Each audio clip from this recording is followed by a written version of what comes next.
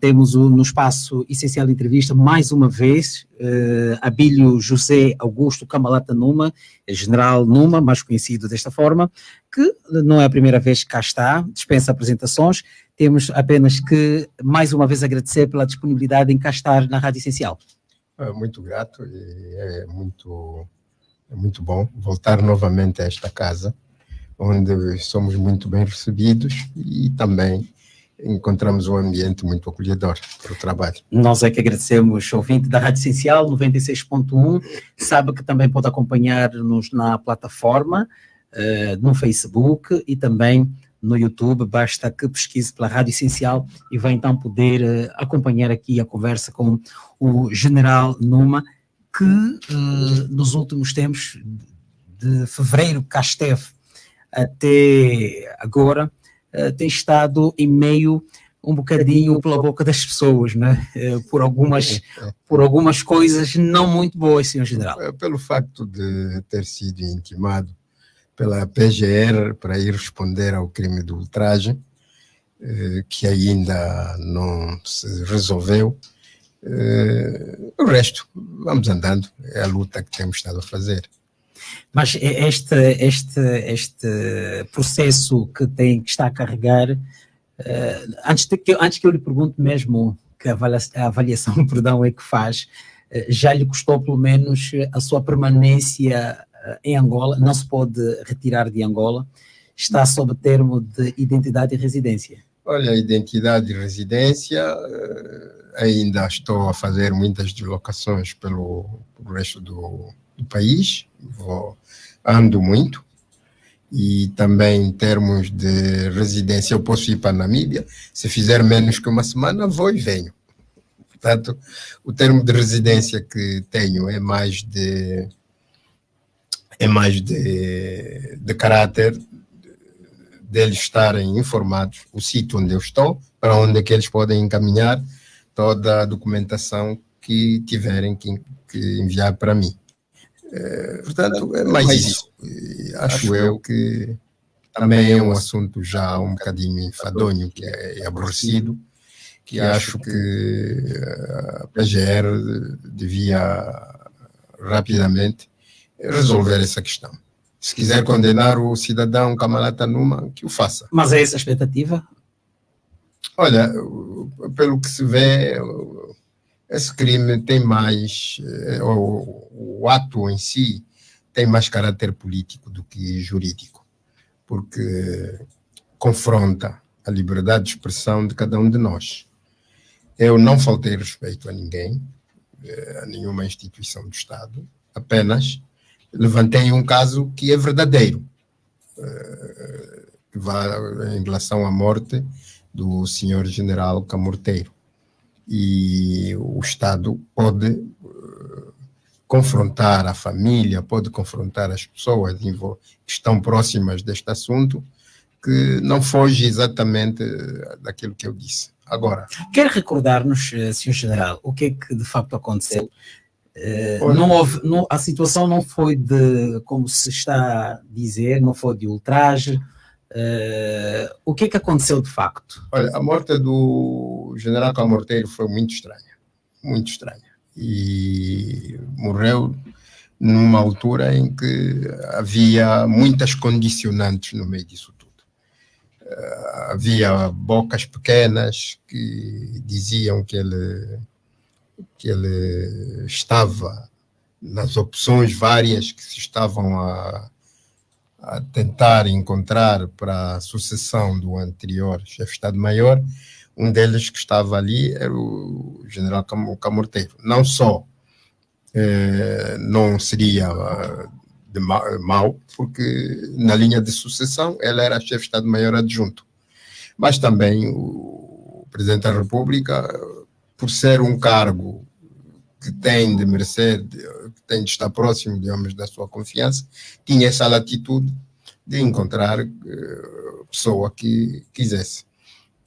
E é neste espaço de tempo que desaparece o general Camorteiro, numa morte muito estranha, em que vai para uma festa, regressa dessa festa e ele começa a sentir-se mal e os sinais posteriores dão indicação de que a morte não foi uma morte normal, não é aquela morte que vem porque Deus chamou, por velhice, ou porque o indivíduo tinha uma doença. E não só também o diagnóstico ou as análises que foram feitas posteriores indicaram coisas que também deixam muitas suspeitas. Por isso, eu escrevi sobre este assunto, e é este assunto que a Procuradoria-Geral da Militar acha que é o ultraje. Mas acho que, por se tratar, também coloco aqui o problema de discriminação de um cidadão que não é próximo ao regime. Eu sou da UNITA, é muito conhecido, mas as pessoas deviam se recordar que fui das pessoas que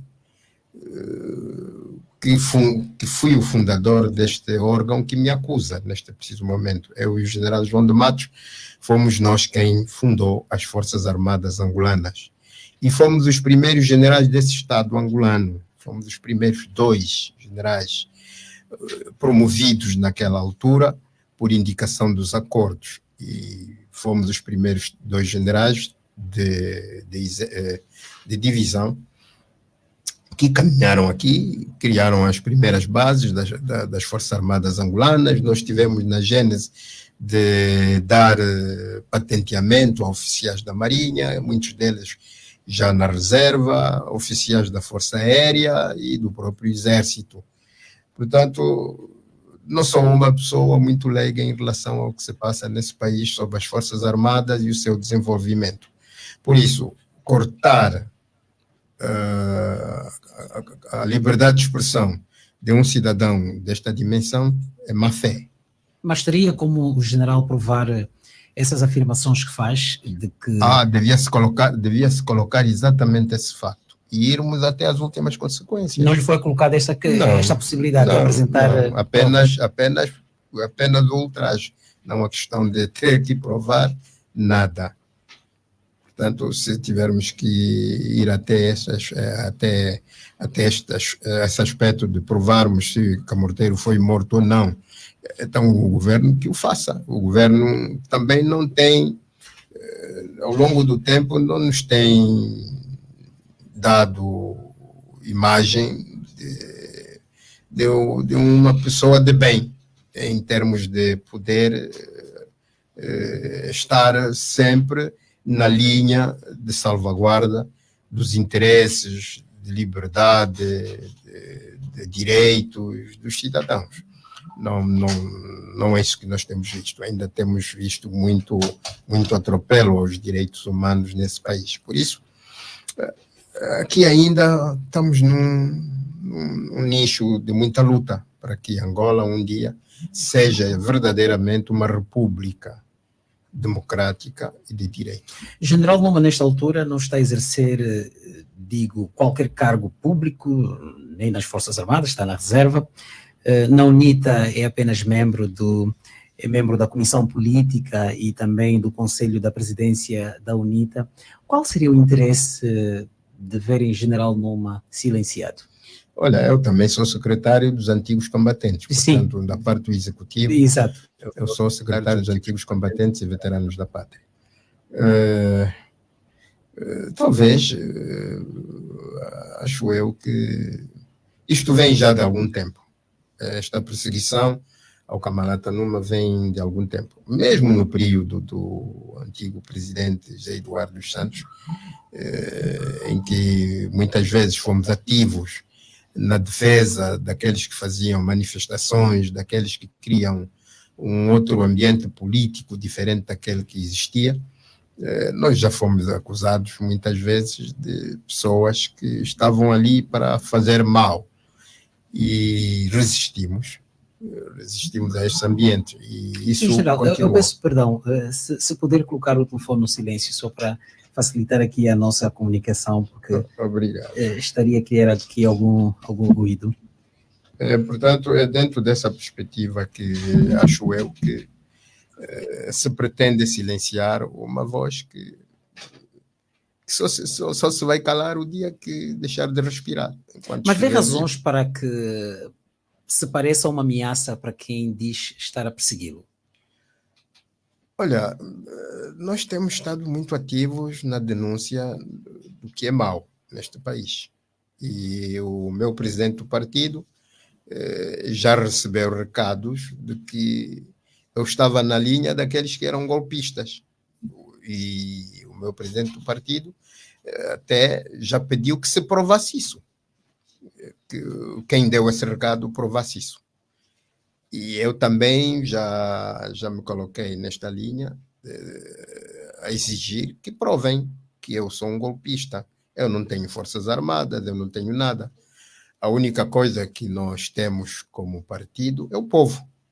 Nós trabalhamos com o povo e é do povo onde nós vamos buscar a inspiração para podermos estar na luta.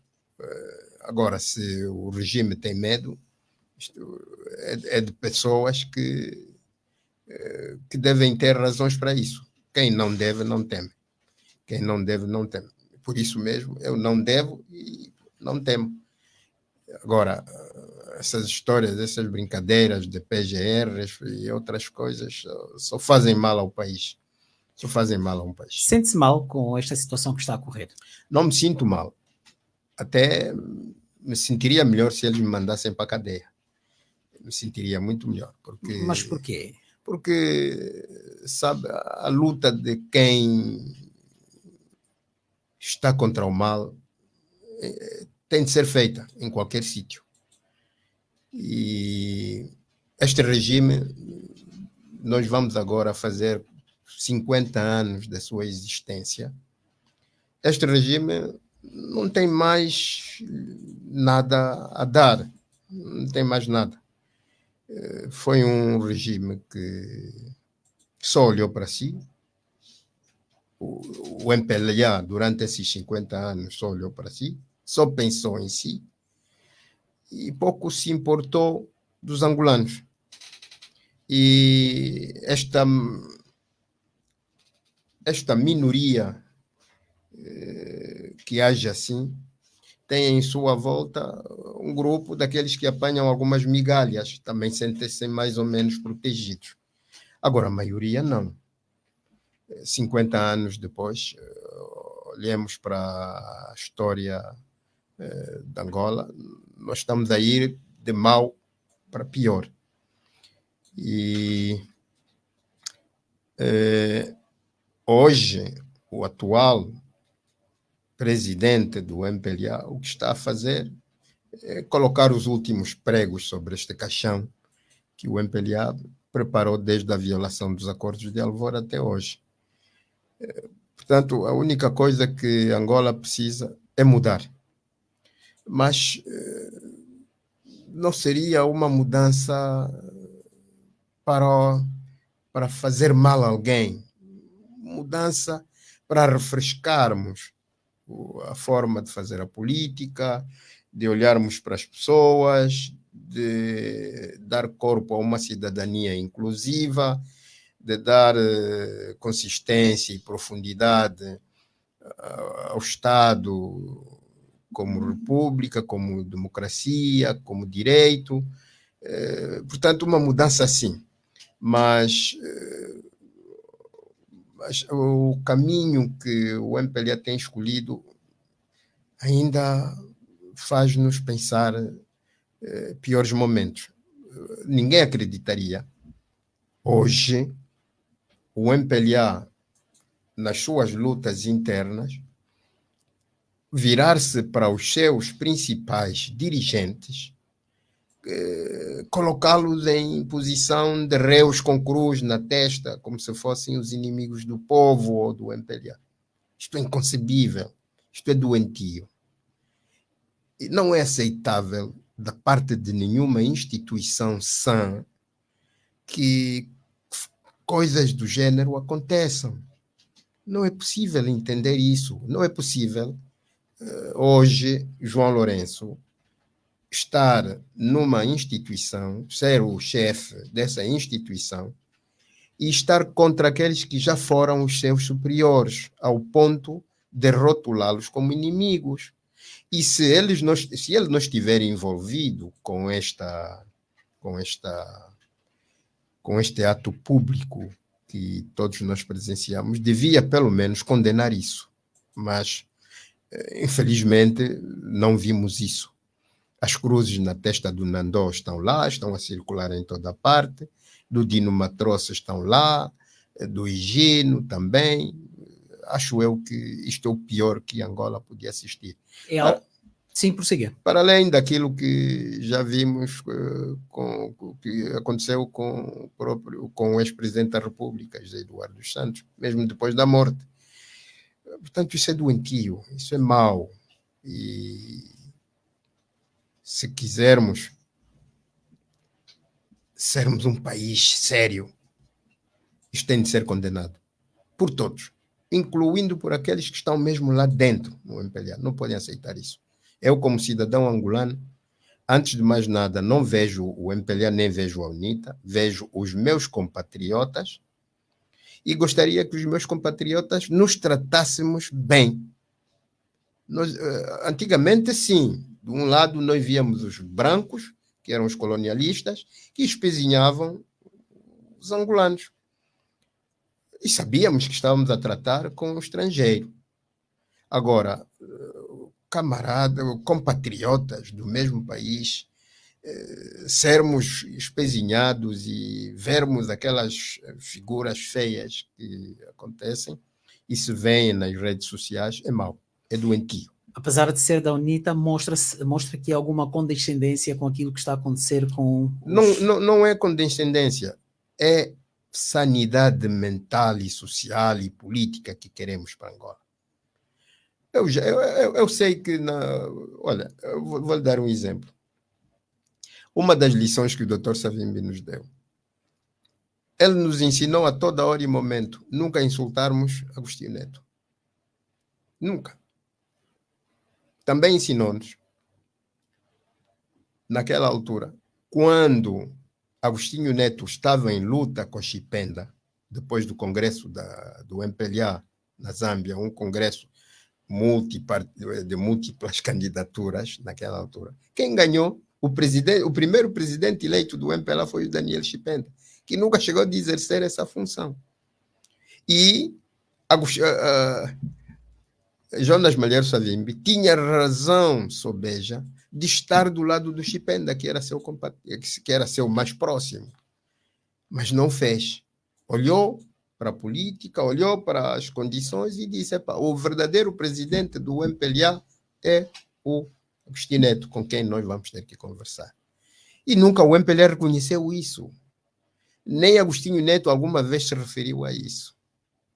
Portanto, eu quando olho para a situação que acontece agora com Nandó, Dino Matroce e Higino Carneiro, com quem temos tido algumas pegas políticas também, eu não aceito isso em nenhum momento.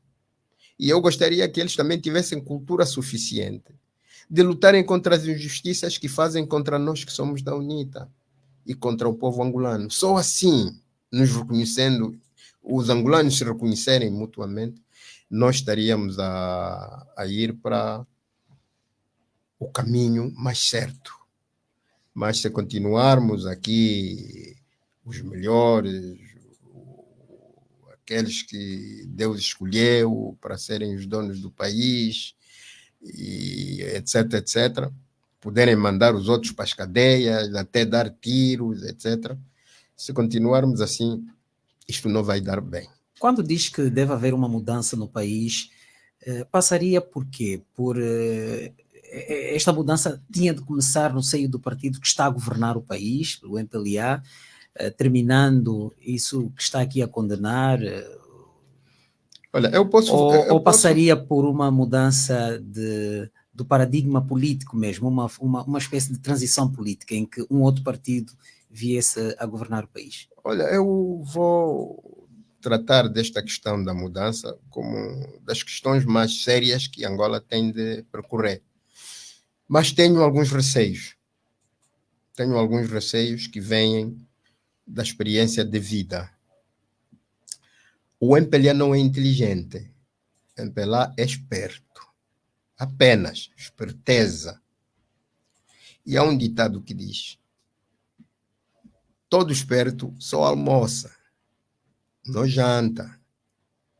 Todo esperto só almoça e não janta. Aqui está o meu receio.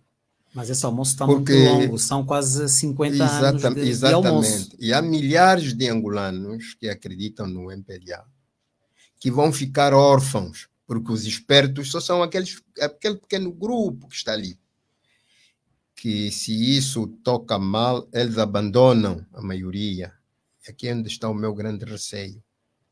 Nós queríamos fazer uma transição pacífica, séria, inclusiva, de angolanos para angolanos, que não tenham de temer nada. Se nós fizemos uma guerra durante tantos anos, fizemos acordos, ultrapassamos diferenças, houve amnistias de todos os lados, perdoamos-nos mutuamente, por que é que não vamos encontrar uma saída airosa para este problema? Por que é que as pessoas andam só aqui a dizer não, temos medo que a UNITA governe Angola, porque o dia que a UNITA chegar no poder vai perseguir quem? Nós temos preocupações com a vida dos angolanos. Esses companheiros não temem muito dos males que eles cometeram, fizeram tanto mal aos angolanos, mas vamos encontrar uma plataforma de entendimento para colocarmos uma tábua rasa sobre este assunto. Porque eu acho que onde há pessoas inteligentes, não há nada que não se resolva. Não há. Não há. Agora, vivermos sobre o signo do medo de forma permanente, isso está num barril de pólvora que a qualquer dia perde controle e ninguém mais sabe para onde é que isso vai ter. Portanto, é aqui onde está o meu receio. Nós queremos fazer uma mudança séria e o MPLA entenda que o momento está apertado. Agora, o momento está apertado. Porque há uns 10 anos atrás, o MPLA talvez tivesse unanimidade no seu seio. Entendiam-se, todos estavam juntos. Agora já não. Olha para os miúdos do censo. Já não aceitam que as coisas andem desorganizadas na mentira e com medo de que, se nós fizermos isso, seremos castigados.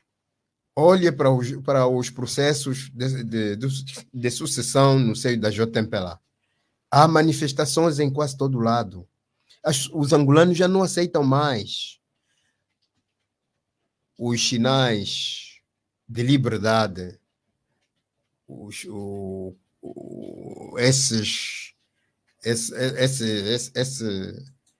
esse sinal que foi lançado para o país do homem que quer ser livre, democrático, que tem direitos, esse pegou mesmo.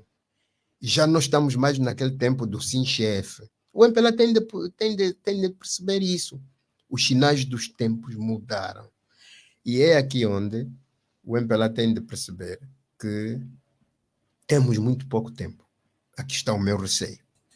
Ou agora nos entendemos, ou então os angolanos percebam que há alguém que não quer que vivamos bem. Este alguém é conhecido.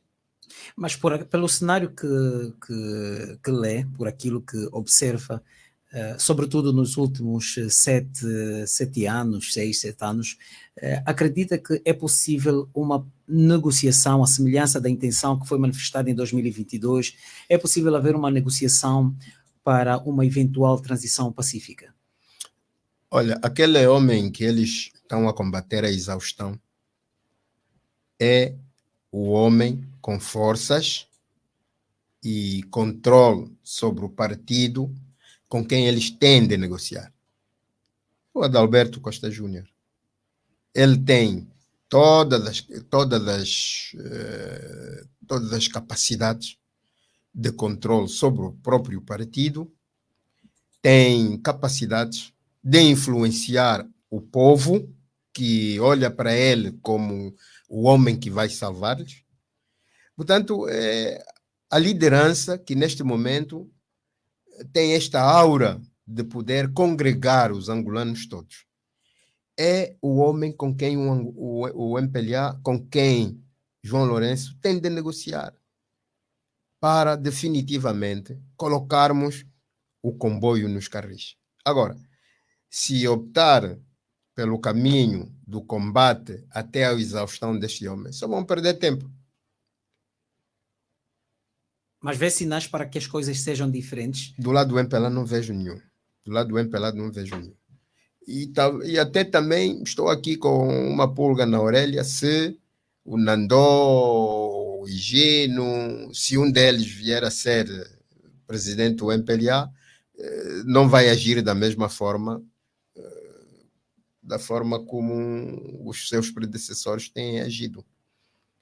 Esquecem-se dos acordos, esquecem-se da lei, inventam espertezas para continuarem a sobreviver, mas isso agora já tem pouco tempo e tem pouco espaço.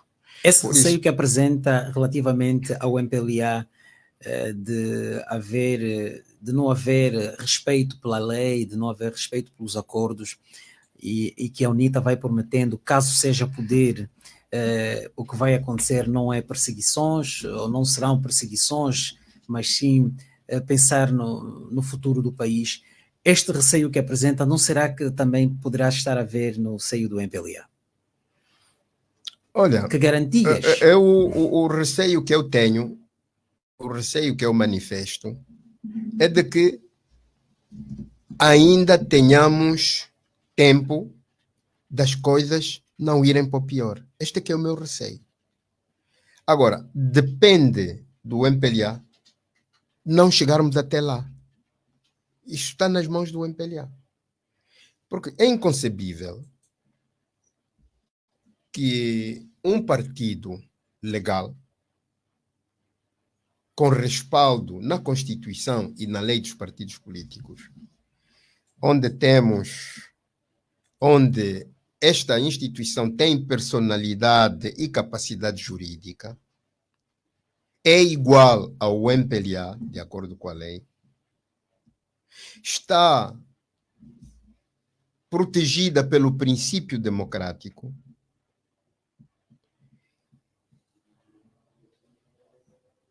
e prossegue fins democráticos, fins públicos, que estão nos seus programas, entrega da Constituição. Até hoje, o seu líder não é convidado, não é chamado pelas instituições de comunicação social públicos, que são obrigados a fazê-lo. Não convidam o Adalberto, não convidam a UNITA, e aquilo ficou ali uma casa deles. O MPLA ainda continua a pensar que está na República Popular de Angola, onde está sozinho. E quem vai na TV Zimbo, quem vai na TPA, na Rádio Nacional e outras rádios provinciais e comunitárias do MPLA, ou do Estado, acha que tem de ser só aqueles que são os seus fantoches, as pessoas que são manipuláveis. Agora, Adalberto não faz. Por quê? E nós, os angolanos, estamos a deixar mesmo o MPLA violar as leis. Estamos a deixar. Como é que é possível contrariar isso? Está a dizer que os angolanos estão a deixar o MPLA violar a lei. Como é que os angolanos podem... E depois daí, a tal espertezazinha, que eu digo aqui, que é mesmo aquela que só almoça no janta, de ver, aqui... Daqui a nada, as populações podem começar a manifestação, surge a lei do vandalismo. Ok? As pessoas vão falar, surge a lei do ultraje. Tudo isso só são pequenas leis do esperto. Porque se for a perceber, quem aprova essas leis na Assembleia Nacional não tem legitimidade de o fazer, porque não provou que ganhou as eleições. Aquela maioria que está ali, colocada na Assembleia Nacional, é uma maioria que vem do golpe eleitoral, golpe de Estado eleitoral. Depois das eleições, nós vimos as Forças Armadas com mísseis terra-ar para bater o manifestante. Nós vimos isso aqui. E aquele aparato é que protegeu essa maioria parlamentar que temos hoje, que não tem pejo em vandalizar a sanidade legiferante. Não tem.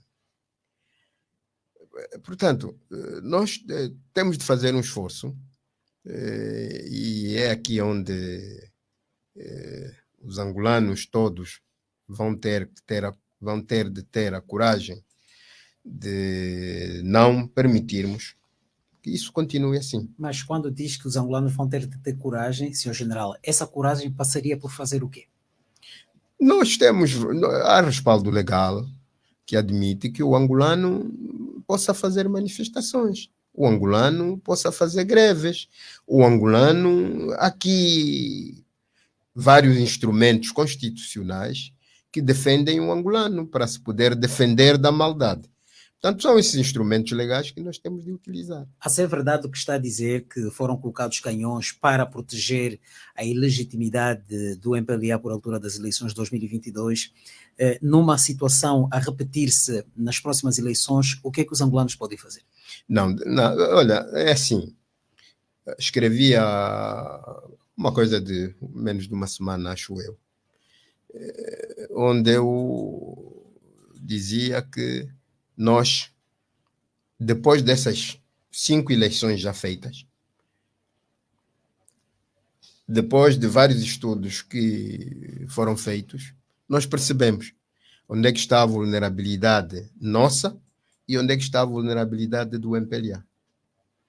Quer recordar-nos onde é que está essa vulnerabilidade? Olha, o segredo é a alma do negócio.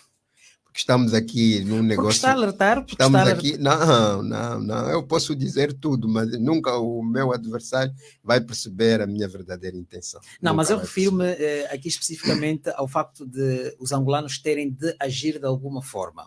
É nesse ponto que. Não, eu estou-lhe a responder. Estou-lhe a responder a dizer que nós percebemos as vulnerabilidades do MPLA. Percebemos. E percebemos onde é que têm saído estas vitórias fictícias.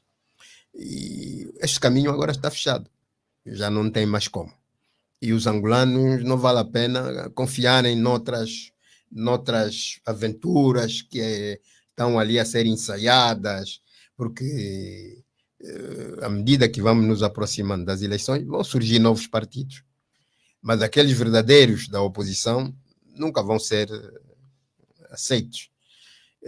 Mas não é o problema.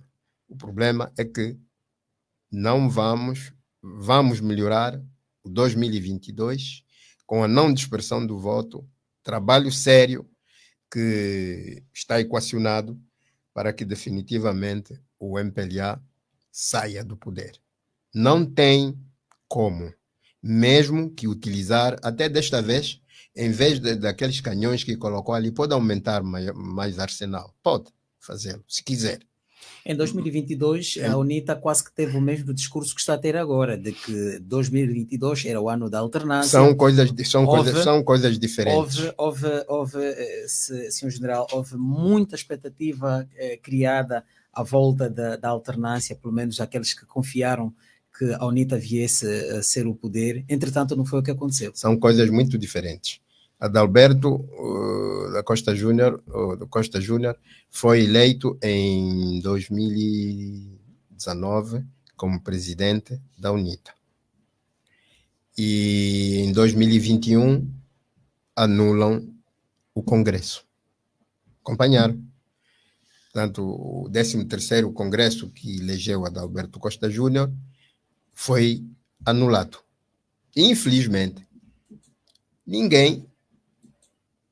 um congresso realizado dentro dos trâmites legais, quer os constitucionais, quer os estatutários da UNITA. E quem presidiu este congresso foi o ex-presidente da UNITA, Maivel Samakuva. Portanto, mas o congresso foi anulado. Só que há uma coisa que o MPLA não tinha percebido. Quando muita força treinada pelo MPLA dentro do partido tentou inviabilizar a realização ou a reposição do Congresso num curto espaço de tempo, houve forças que lutaram contra isso e os chefes dessas forças são conhecidos. O MPLA foi surpreendido e em 2021, nos fins do ano, o presidente Adalberto é reeleito com uma maioria esmagadora.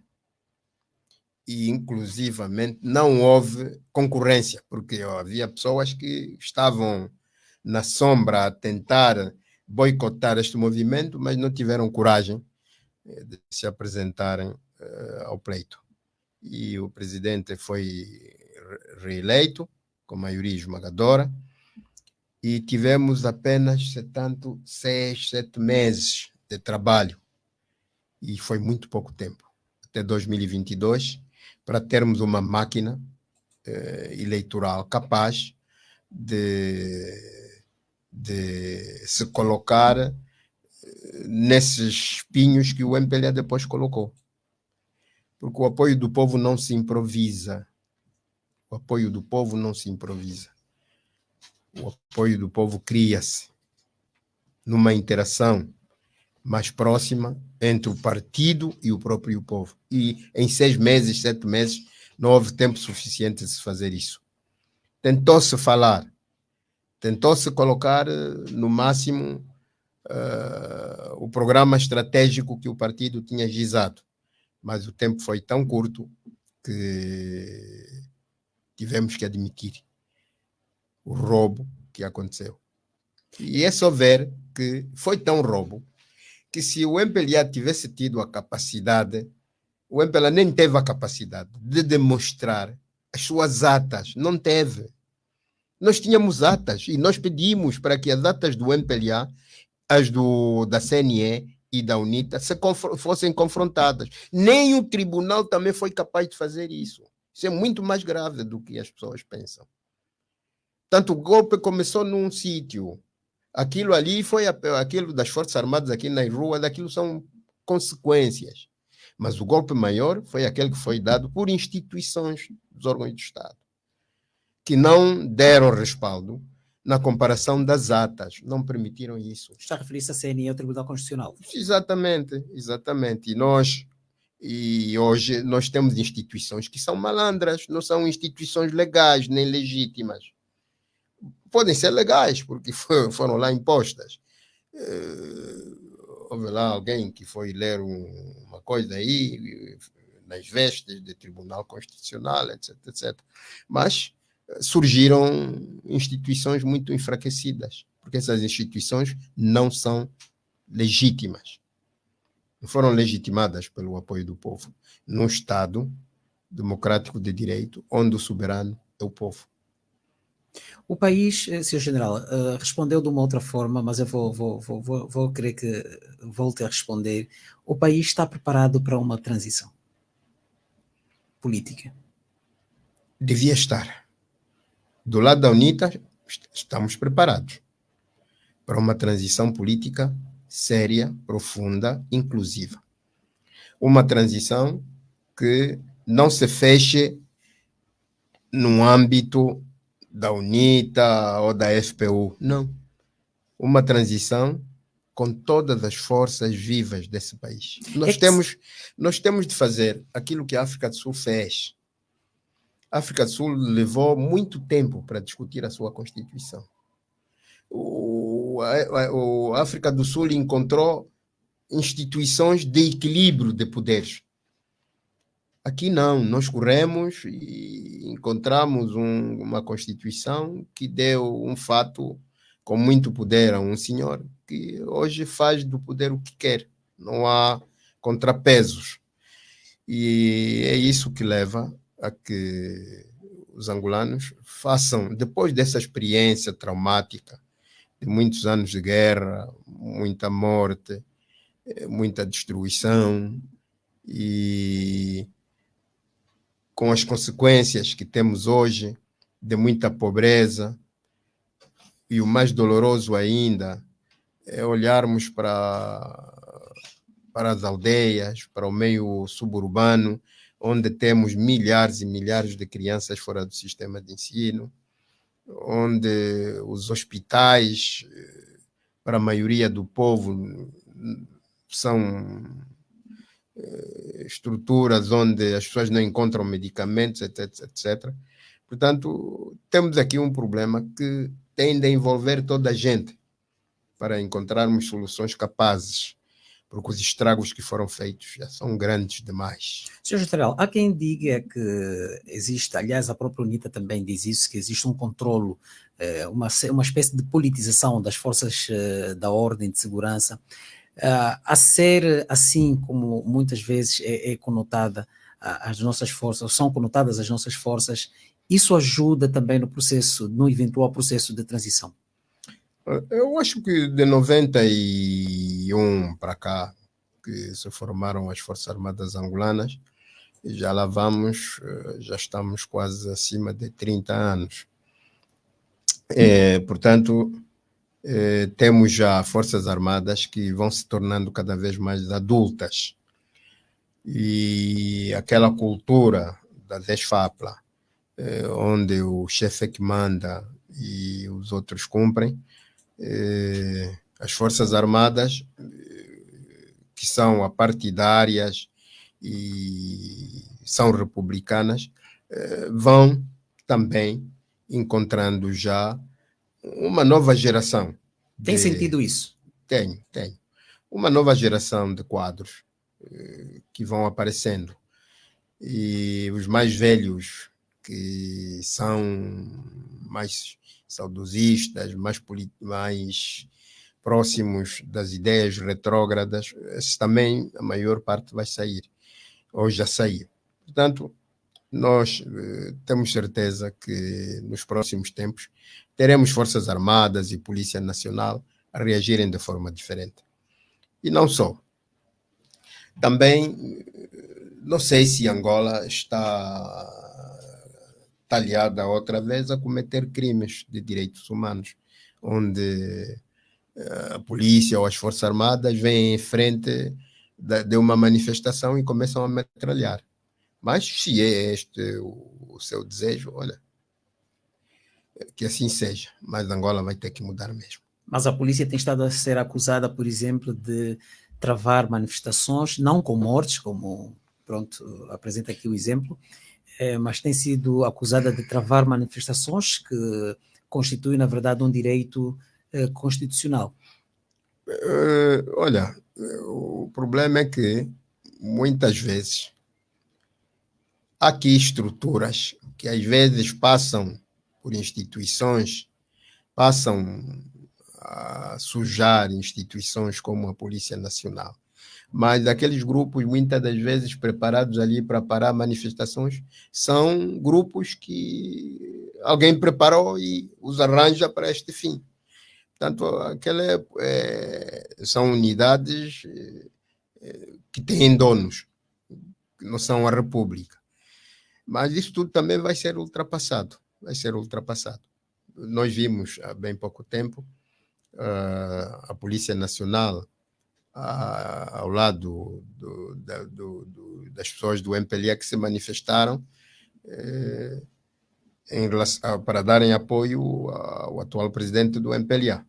Mas temos certeza que se um outro partido assim fizer, vai ser travado. Mas, de qualquer forma, a SUNITA tem estado a realizar os seus atos políticos com alguma normalidade. Mas, olha, os atos mais importantes de manifestações que os angolanos vão ter pela frente são relacionados com as eleições, lá mais para frente, e, sobretudo, as eleições autárquicas, porque a institucionalização do poder local é uma ferramenta fundamental para a consolidação da democracia em qualquer país.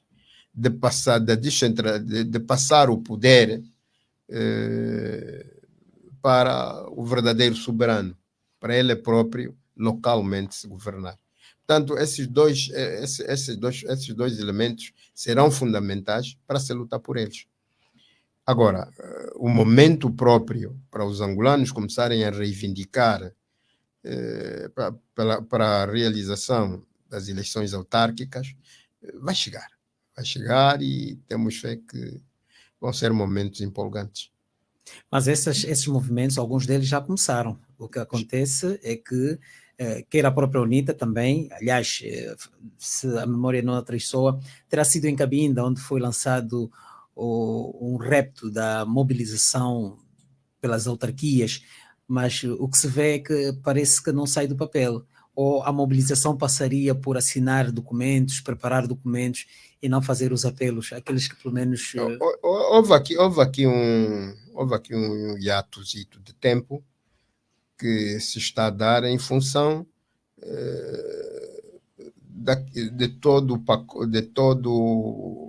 em função do encarrilamento do processo. Houve um momento em que o Presidente da República, o Sr. João Lourenço, foi dizendo na Assembleia Nacional que os responsáveis eram os deputados e não ele. E a UNITA fez um movimento para frente e apresentou uma lei. O MPLA, no dia seguinte, às corridas, também apresentou uma coisa qualquer. Mas, internamente, ao nível da Assembleia, houve negociações para unificar as duas posições. E estamos a aguardar. Tanto agora os deputados estão de férias e vão entrar agora em outubro, ou no fim de outubro, agora em outubro.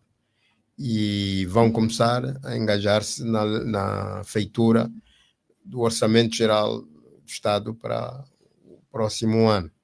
E, ao mesmo tempo, também esta lei vai ter que ser vista para ela sair do papel e, finalmente, termos no horizonte o tempo para a realização das eleições autárquicas. E se ainda as manobras continuarem a verificar-se, temos certeza que, nesta altura, o próprio povo vai ter que começar a defender os seus direitos. Mas qual é a expectativa que tem sobre a aprovação destes dois diplomas, quer da UNITA, quer do MPLA, num só, com o surgimento de mais 3 províncias no quadro da divisão político-administrativa? A questão eu sinto que o MPLA tem medo da democracia. O MPLA tem medo da democracia. Tudo que é democracia, o MPLA tem medo. E a descentralização político-administrativa, com a distribuição do poder com o povo, isso leva medo para as hostes do MPLA. E isto diminui o poder absoluto que o MPLA tem neste preciso momento. Por isso, não vejo o MPLA aceitar de forma fácil que as eleições autárquicas ainda se façam antes de 2027. Mas o MPLA vai ser obrigado. O MPLA, a sociedade tem de se preparar para obrigar o MPLA a aceitar a realização das autarquias. Todos os países aqui da SADC, a maior parte deles fazem eleições autárquicas. Moçambique, bem ou mal, já deve estar nas quartas ou quintas eleições autárquicas, que é o siamese do MPLA. Não falemos da África do Sul. Portanto, acho eu que o MPLA também fica mal. Ficar sozinho nesse espaço de força política que nos anos 60 se julgou progressista, hoje ser a força mais retrógrada que a África tem. Porque o MPLA é mesmo uma força retrógrada em relação aos desenvolvimentos do Estado que quer assumir a democracia e o republicanismo. Pois bem. Agora, quanto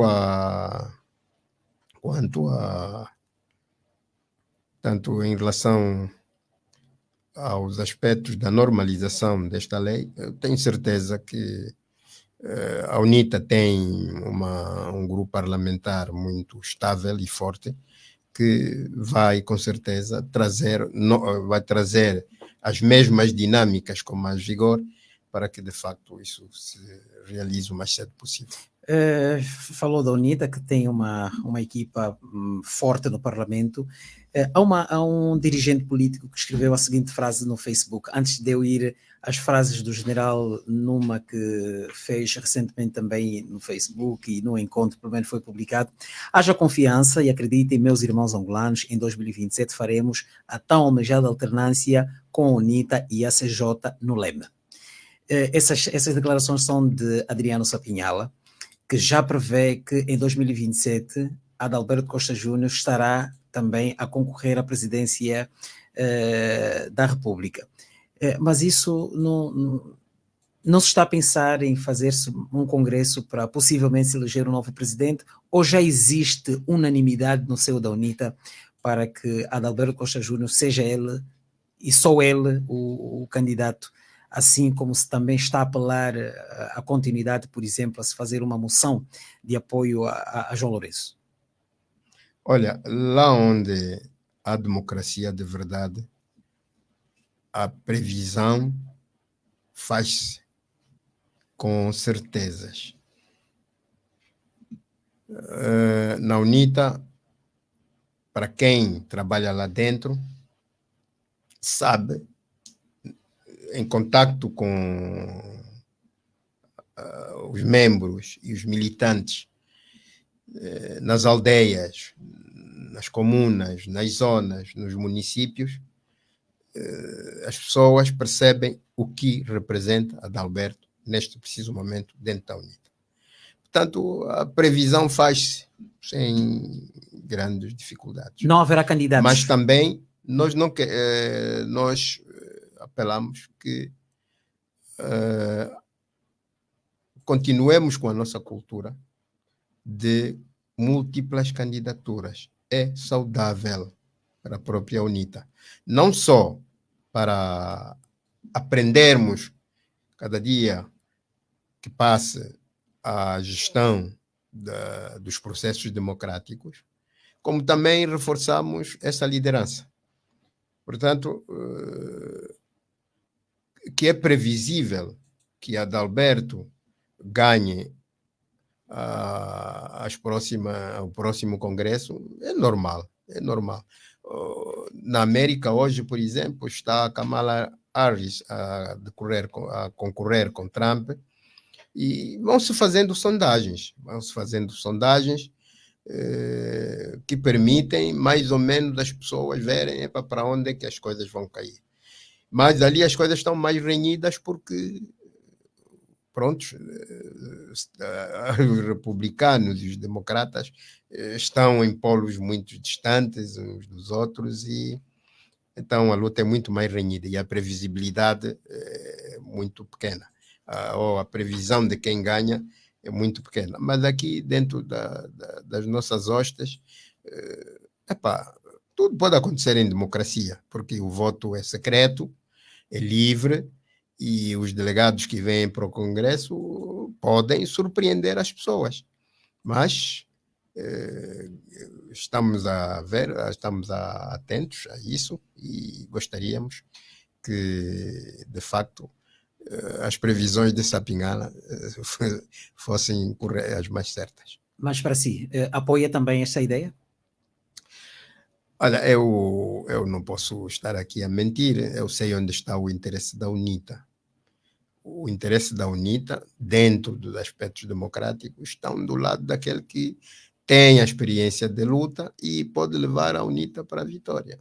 Portanto, este alguém é este que já chegou a 90 deputados, levou-nos até ali, e o trabalho que tem feito e a organização que tem levado a cabo, com pequenos ajustes que têm de ser feitos, é a pessoa que está mais pronta para isso. Agora, 2027, 2025, Congresso do Partido, para elegermos novo presidente, que em menos de um ano vai ter que levar a UNITA também, do nosso lado, seria muito ingênuo, seríamos muito ingênuos. Mas no quadro do Congresso, se houver candidaturas, levantando aqui a hipótese, claro, levantando aqui a nós hipótese, vamos trabalhar no sentido de que as candidaturas sejam múltiplas.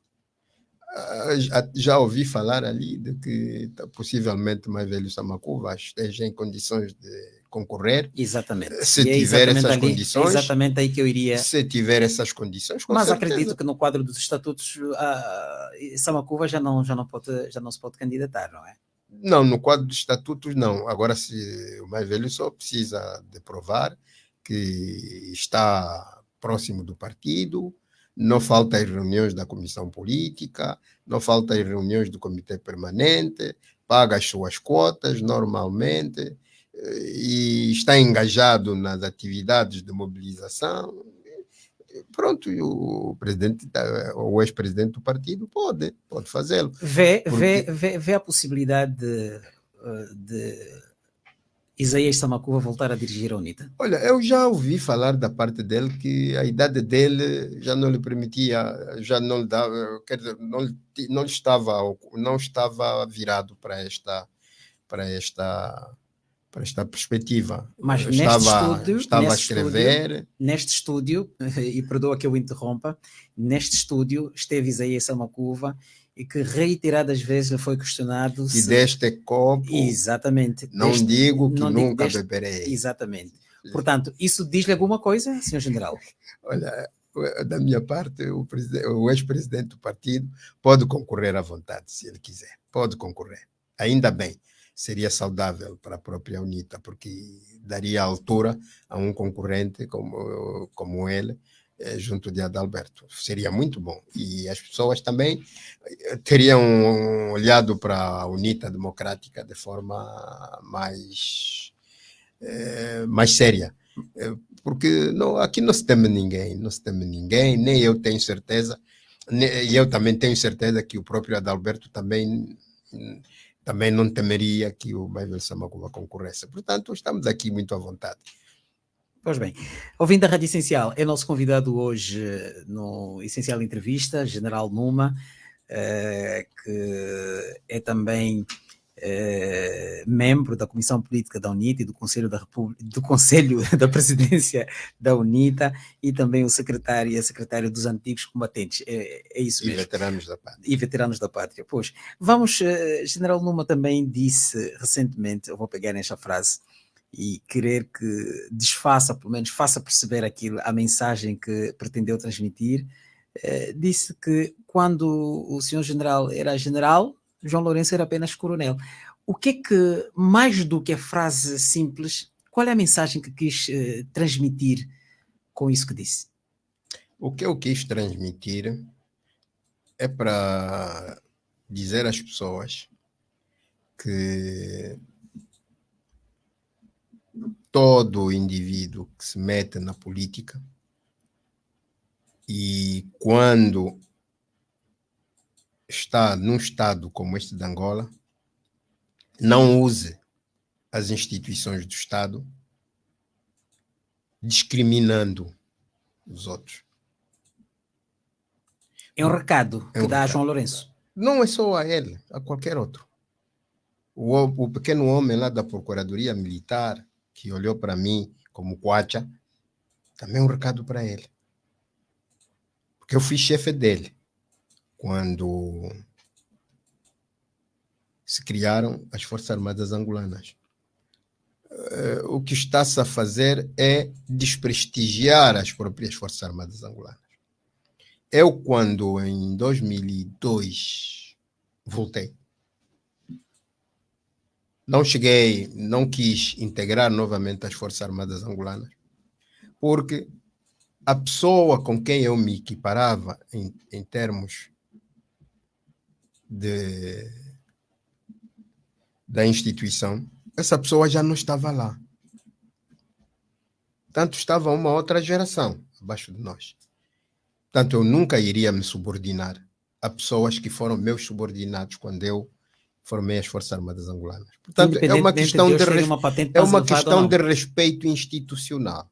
É uma questão de respeito institucional. E exijo um pouco mais também de respeito. Eu não cometi nenhum erro contra esse Estado. Não cometi. Não cometi. Porque o ato que nós assumimos nas Forças Armadas angolanas é mais político do que de um militar de carreira. É mais político. E por isso, esses homens que assumem posições de vilipendiar-me como fazem, não têm formação política. Até acadêmica, coloco dúvidas. As pessoas têm de saber respeitar as instituições. E nós só estamos aqui a falar sobre determinadas pessoas que dirigem esse país, porque o que fazem não está correto, é contra aquilo que está escrito nas leis desse país. E é por isso que estamos aqui a falar. Porque se essas pessoas se comportassem de acordo com a lei, nós estaríamos aqui a respeitá-las. Estaríamos aqui a respeitá-las. Por isso mesmo, eu não tenho medo nenhum que o Presidente da República ou do MPLA e outras pessoas me queiram fazer mal. Eu já estive acima deles. Já estive. E eu continuo a respeitar as instituições do Estado angolano, se elas respeitarem a lei. Porque isto aqui, para chegarmos até aqui, morreu muita gente. Para termos a Constituição que temos e as leis que temos, a bem ou a mal, morreu muita gente. E essas pessoas têm memória que não se pode pisar. É a razão de eu ter dito isso. E não é nenhuma mentira. Até talvez eu tivesse dado um posto a mais a essas pessoas que eu estou aqui a dizer. Talvez fossem mais inferiores. Não sente que, do ponto de vista histórico e político, está a ter o reconhecimento merecido? Nunca pedi, nem mudão. Mas precisava de pedir? Não, olha, é por isso que o MPLA, é aquilo que eu digo, o MPLA é esperto, não é inteligente. É esperto, não é inteligente. Mas algo que me chamou a atenção, Sr. General, senti algum revanchismo no seu discurso, quando dizia que aquelas pessoas que aí estão devem recordar que eu já fui o chefe deles. Isso não poderia remeter para... É verdade, é verdade. É verdade. Naquela altura, nós tínhamos como chefes nossos, eu e o João de Matos, José Eduardo dos Santos e Jonas Malheiro Savimbi. Só. Portanto, dizer isso não é nenhum pecado. É a verdade histórica que tem de ser dita e os angolanos perceberem onde é que estamos. Porque uma instituição é uma instituição. Aqueles que foram nobres nesta transição democrática devem ser respeitados. E se há coisa importante que ficou dos acordos de Bicesse, é a Assembleia Nacional, que vão vilipendiando com a colocação ali de pessoas ilegítimas, grupos que governam de forma ilegítima, e as Forças Armadas angolanas. Essas são as duas instituições fundamentais dos acordos de Bicesse. E não podem ter, à frente dessas instituições, pessoas que servem interesses de chefes. Não. Têm de estar ali angolanos, patriotas, que olham para frente, que olham para o futuro. É só perceber. Hoje, há países da nossa região que estão a andar. Estão a andar.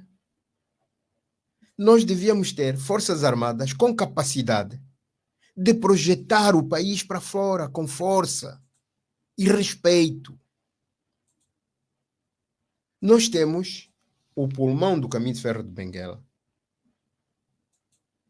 que, se bem estruturado, bem projetado, seria um governo dentro do governo de Angola.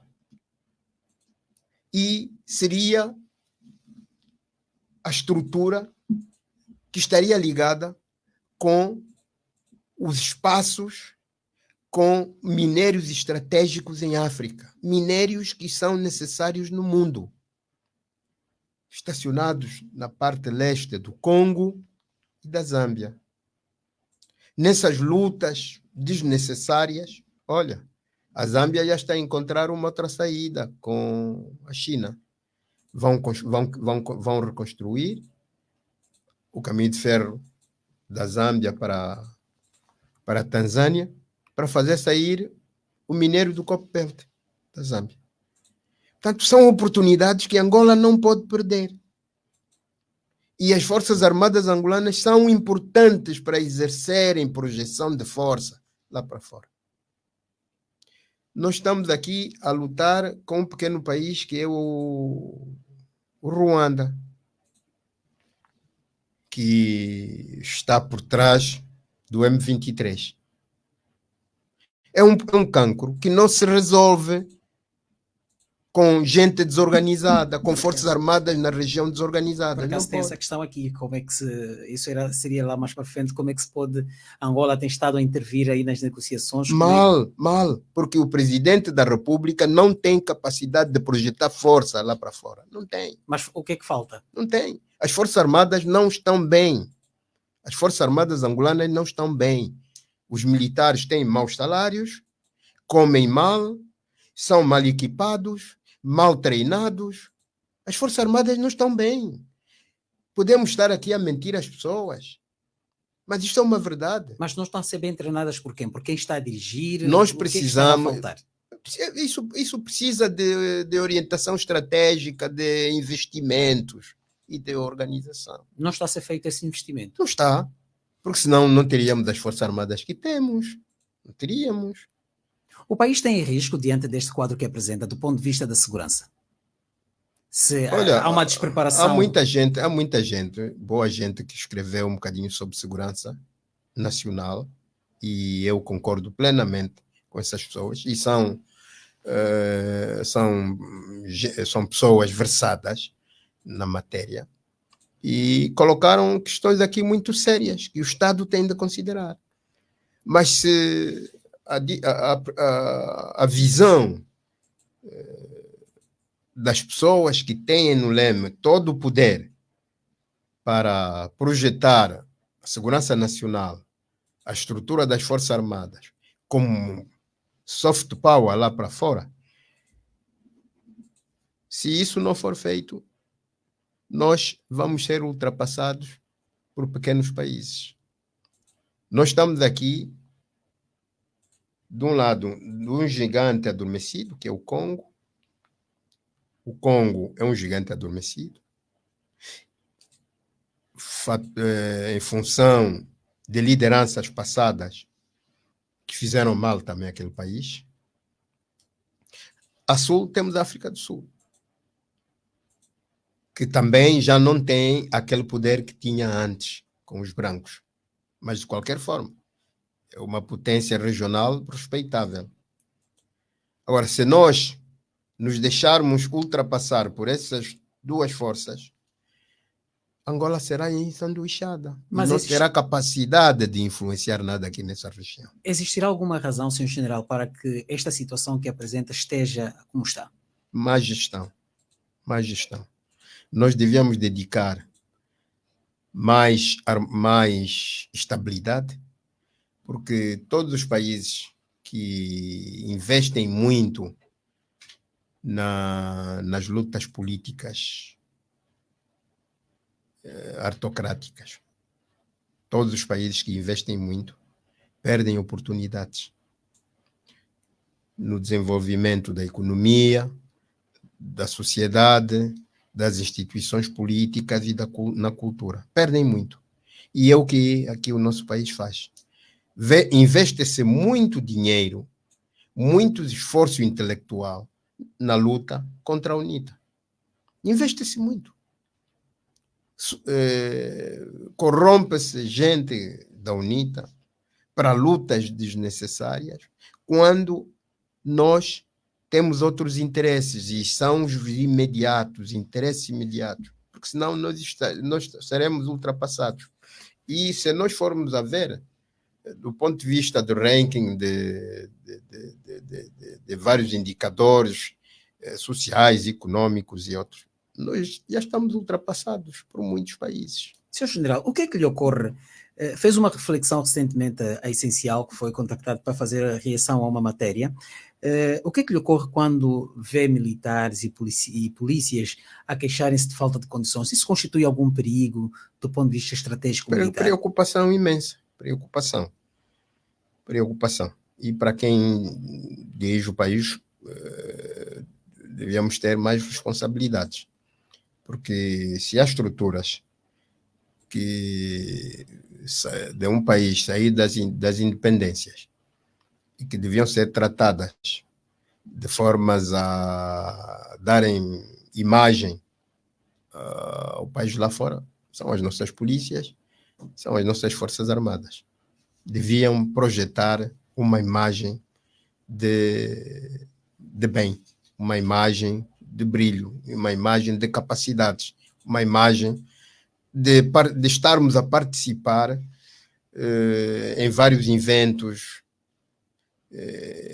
internacionais na questão das calamidades climatéricas e outras, de forma, no âmbito dos direitos humanos, estarmos a projetar capacidade e bem. Qual é o risco que agora ocorre com essa insatisfação nós ainda alimentamos muito mal o nosso tropa, a nossa polícia que está a trabalhar no dia a dia, e esta polícia, esta tropa, tanto muito mais os nossos irmãos da polícia, quando vêm para fora, o comportamento que têm é esse de pedir a micha, daqui isso, você está desencartado ou não está, eu não como a tua carta de condução, dá isso.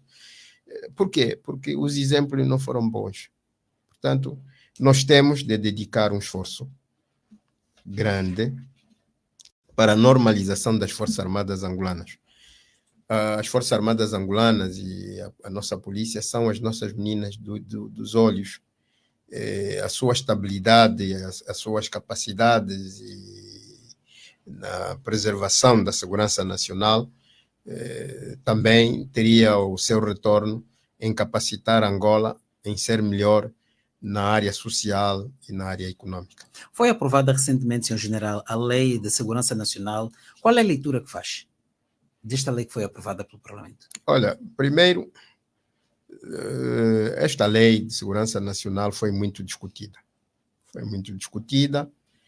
E, inclusive, a UNITA foi questionada por que esteve na lógica de discutir o pacote até o fim e depois também na aprovação vir com abstenção. Abstenção, pois. Exato. É verdade que ela, de forma crua como entrou, não é da mesma forma que ela saiu. Houve avanços que foram feitos no domínio de tirar uma parte significativa das partes más que ela continha. Mas, de qualquer forma, é uma lei que, do ponto de vista de um partido, de um partido como a UNITA, esta lei nunca teria ido para a Assembleia Nacional. Mas por quê? Se puder dar exemplo de 2 ou 3 exemplos muito rápidos, o que é que esta lei fere do seu ponto de vista? Olha, nós temos já leis, muitas leis que promovem, de facto, a segurança nacional. Nós já temos muitas leis. Não precisávamos de ir buscar leis que agridem o direito dos cidadãos no domínio da internet, no domínio, portanto, das manifestações, etc, etc. Mas no âmbito político, de inibir oposições políticas. Esta lei existe mais por causa desse interesse. Propriamente reforçar aquilo Exatamente. que é a segurança nacional. A segurança nacional. Pois bem, ouvinte da Rádio Essencial, estamos a chegar ao fim da conversa com o general Abílio Camalata Numa. Nós vamos continuar, senhor general. Disse que há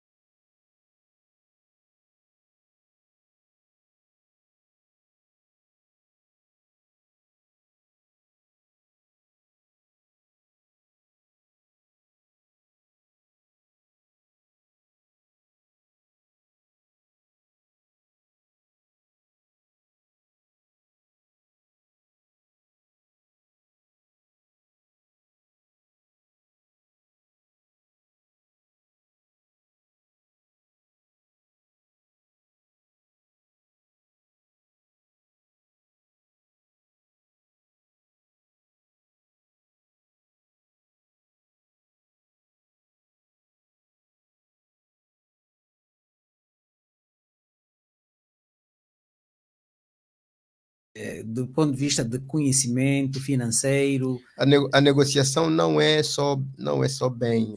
A negociação tem ao mesmo tempo a cenoura e o martelo.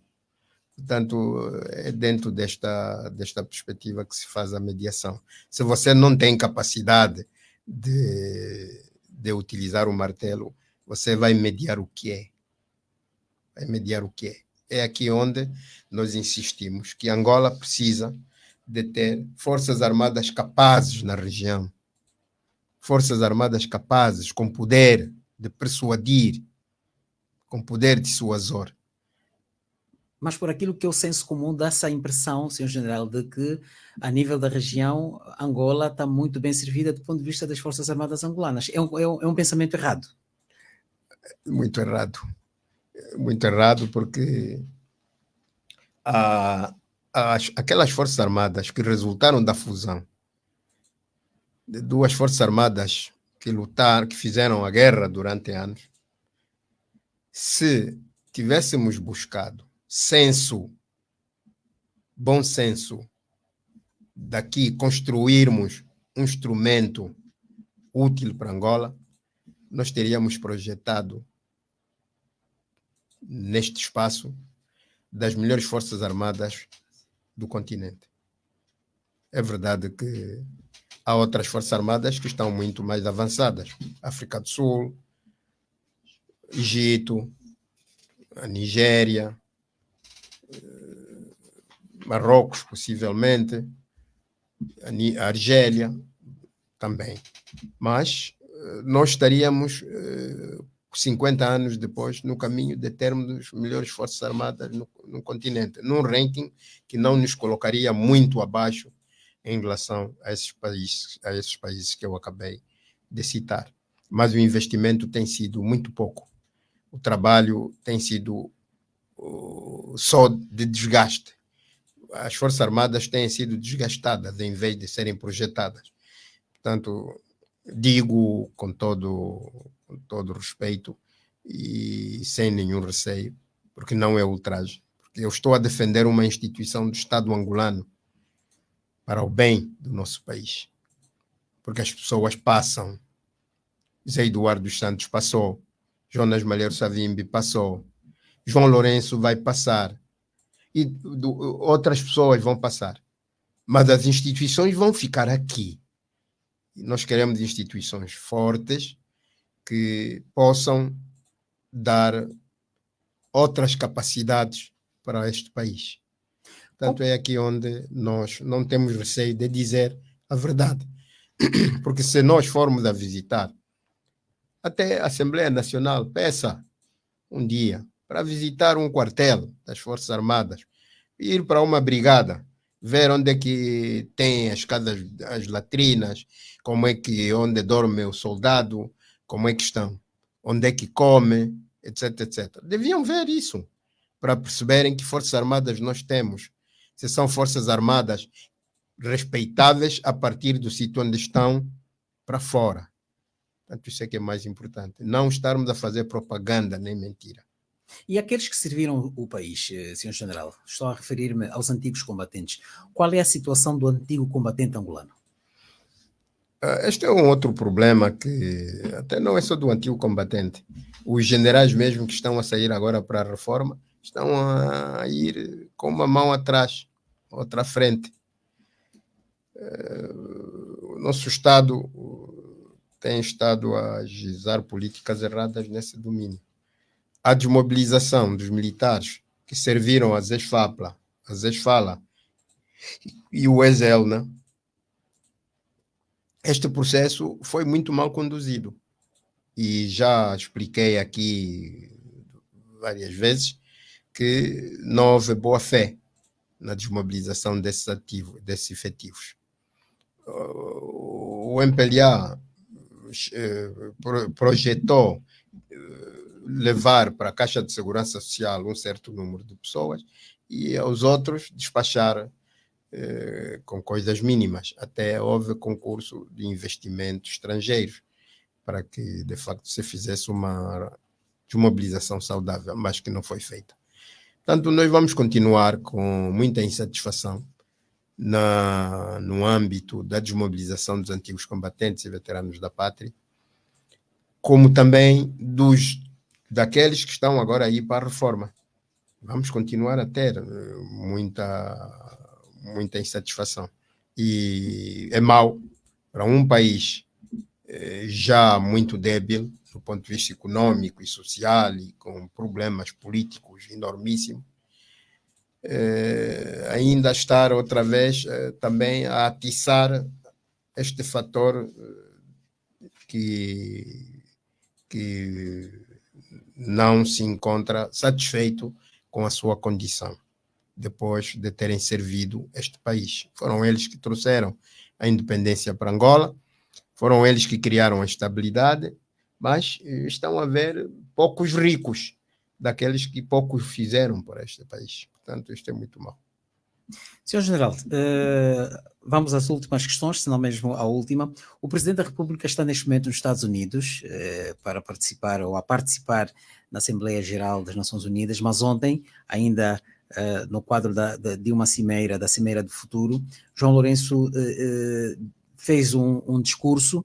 Primeiro, antes de eu colocar a questão sobre o discurso que fez, é o que é que Angola tem a levar a dizer ao mundo no quadro da Assembleia Geral das Nações Unidas, do seu ponto de vista?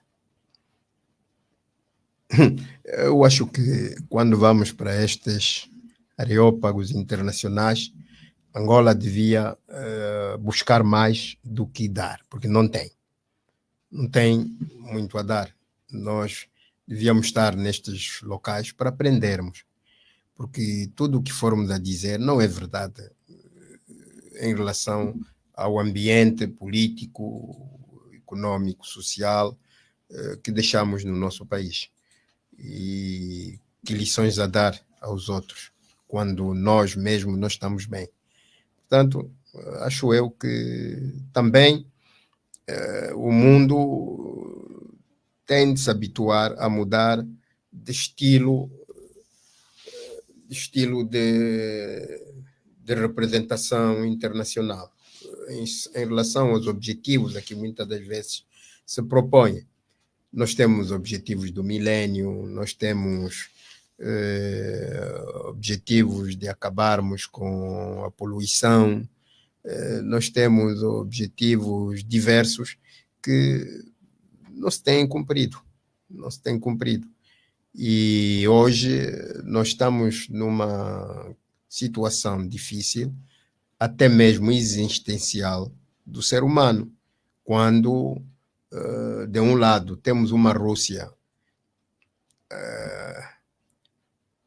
agressora, que passou toda a sua economia para a economia da guerra. Hoje a Rússia é dos países que mais produz material de guerra no mundo. Nós temos uma China também a correr para a mesma direção. Nós temos os Estados Unidos também a correrem para esta dimensão. A Europa a ser exigida a ter de investir mais de 2% do seu PIB para a economia da guerra. E, portanto, num ambiente onde o mundo está armado de armas nucleares e armas nucleares que, desencadeadas, colocariam em risco a existência humana. Portanto, é este mundo que nós temos. E depois não temos lideranças com cabeça. Lideranças com cabeça, onde mais velhos como Lula dizem, desdizem, estão, em vez de se colocarem nos equilíbrios. Vejo países com um bocadinho de assertividade, como o caso da Indonésia, mas a Indonésia, no meio destes poderes todos, é quase um anão. Portanto, o mundo devia, as Nações Unidas também deixaram de ter, já nunca tiveram, mas agora pior, não têm quase nenhuma capacidade para poder puxar o mundo a refletir, para que, de facto, não caminhemos para uma terceira guerra mundial e estabilizemos a guerra, acabemos com a guerra na Ucrânia e no Médio Oriente, e a Palestina e os palestinos e os israelitas convivam em irmandade e forme-se o outro Estado. O mundo já quase tinha chegado a esta decisão. Portanto, o mundo precisa de acabar definitivamente este ambiente de conflito e projetarmos mais 100 anos de paz na multipolaridade do mundo. Portanto, neste preciso momento, o mundo está mal. No discurso, já para terminar, o João Lourenço falou sobre muita coisa, mas há uma frase que eu gostaria que fizesse uma breve avaliação. No discurso, João Lourenço disse que no domínio da paz e da segurança é necessário evoluir para uma arquitetura de paz em que o princípio da segurança partilhada seja defendido e protegido por todos, de modo a que nenhum cidadão, estado, região ou zona geográfica se sinta protegida à custa da insegurança de outros. Referiu também não ser possível construir-se um mundo equilibrado, seguro e sustentável em que a dignidade e o acesso às oportunidades sejam um benefício exclusivo de um pequeno grupo de privilegiados. Qual é a leitura que faz deste discurso de João Lourenço, pelo menos deste trecho? Intelectualmente bonito. Quem escreveu o discurso para o senhor presidente foi buscar uma ideia consensual no mundo, que é assim que as civilizações devem conviver. Mas do papel para aqui, agora temos uma distância muito grande. Quem leu isso e o que faz aqui, há uma diferença muito grande. O MPLA, ele acha que o MPLA é maior que a UNITA, que há partidos que são maiores que os outros, mas essa indicação ali não aponta para esta dimensão. Portanto, acho eu que não devemos ser hipócritas. Temos que ser reais em fazer a política. Quando nós projetamos, nós dissemos alguma coisa, não nos apontem que nós não estamos a ser coerentes conosco próprios. Esteve cá em fevereiro. De lá para cá, passaram-se qualquer coisa como 6, 7 meses. Qual é a avaliação que faz do contexto naquela altura e atualmente? Digo contexto quer político, social, sobretudo económico. Estamos aí para pior. Estamos aí para pior e sem nenhum receio. Hoje, quase todos nós, a irmos quase para o fim do mês, as senhoras depois nos dizem, olha, as arcas agora estão vazias, não é? Mas em fevereiro ainda não era assim. Portanto, a vida está difícil. E se ao nosso nível a vida está assim, imagine como o povo está a viver. Isto é dramático. Isto é dramático. Tanto as coisas estão piores. Há caminhos que podem ser indicados para que se inverta este quadro. Eu gostaria que os mais velhos do MPLA fizessem um pouco mais. Fizessem um pouco mais. Não tivessem medo dos miúdos, não tivessem receios. Fizessem um pouco mais para salvarem o MPLA e salvarem Angola. Fizessem um pouco mais. Não tenham medo. Não tenham medo. Façam um pouco mais, porque o país já não aguenta. Angola já não aguenta. Tá bem, Sr.